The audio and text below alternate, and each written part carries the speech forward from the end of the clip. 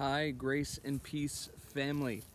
This is Pastor Nate coming at you again with another, let's say, a deep woods thought.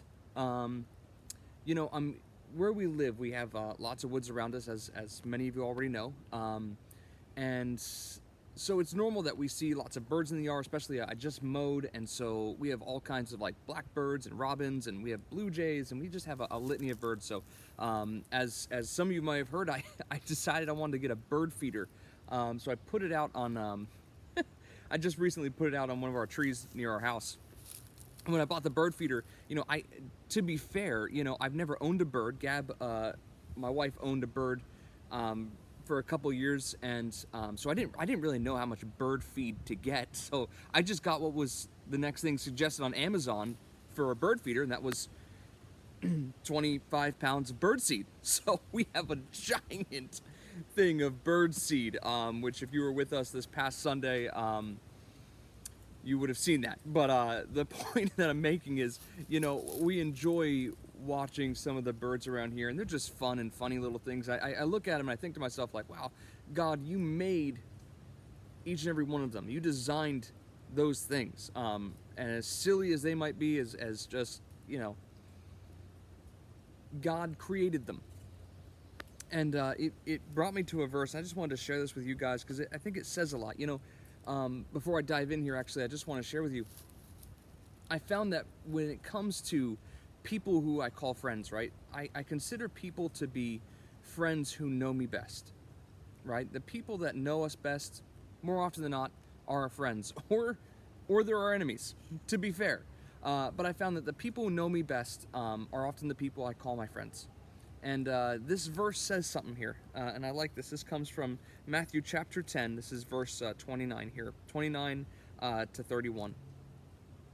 This is Jesus speaking. He says, "Are not two sparrows sold for a copper coin, and not one of them falls to the ground apart from your Father's will? But the very hairs of your head are all numbered. Do not fear, therefore. Are you not more valuable than many sparrows?" And I just thought that was very cool. We look at creation sometimes and we know that God is in control. But I think sometimes we forget that as much as He cares about creation, He cares about you so much more. Sometimes the world gets it wrong.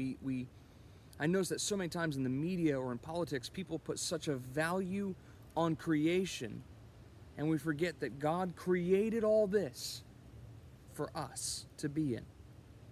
He considers you of so much more value than the birds of the air, who I love it. And again, Jesus says in another part of the scriptures, He says, the birds of the air neither sow nor reap, and yet your Father takes care of them. Right? Like your heavenly Father takes care of the birds of the air. How much more value are you? You're His son. You're His daughter. He has numbered every hair on your head, and in many of our cases, that keeps changing. But He knows you. He knows you best. He knows you better than you know yourself. And He's going to take care of you. If He takes care of the birds, and listen, I don't know about you, but I've not yet seen a bird change its habits or patterns or behaviors. Oh, we have something running around back there. Probably squirrels. That they don't change their behavior based on what's happening in the world, right? They're just birds doing bird things. What is running around behind me? Oh, it's Mr. Waddles. I don't know if you can see him.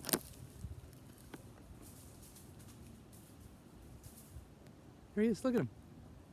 What's up, Mr. Waddles? Guys, I'm gonna flip you. This is the real deal right here. We're gonna take a little walk back near our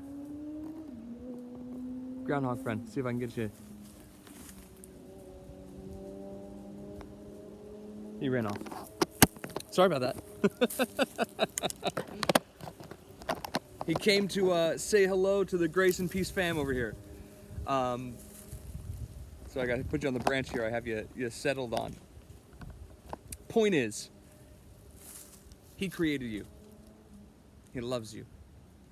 He cares more about you than the birds of the air. He designed you. He designed you with more thought than all of creation. And He paid His life to have a relationship with you. Don't forget that. When you look out your window, the next time you see a bird flying through the air, know that, listen, yes, God is in control of everything that's happening in that bird's life. How much more in control and of how much more care does he offer to you?